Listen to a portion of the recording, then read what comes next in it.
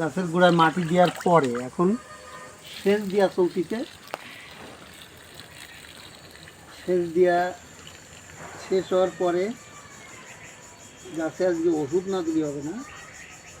আর সেচ দেওয়ার পরে গাছের পাতা সাধারণত নরম হয়ে যাবে, নরম হওয়ার জন্যই পোকামাকড় বেশি লাগে, যার কারণে সেচ দেওয়ার পরে আবার আজকেই মানে কীটনাশক স্প্রে করতে হবে, তাহলে এই পাতা সবগুলো খেয়ে যাবে, তাতে করে গাছের বৃদ্ধি ব্যাহত হবে।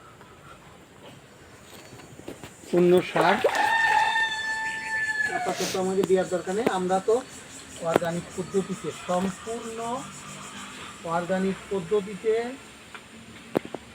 সবজি চাষ। হ্যাঁ,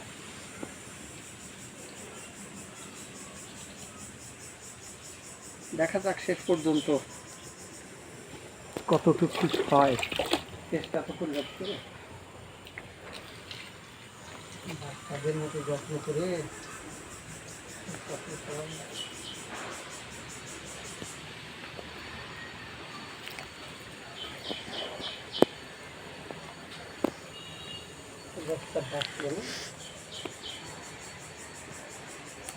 পাশার কয় লাইন আছে দেখি? 2 লাইন।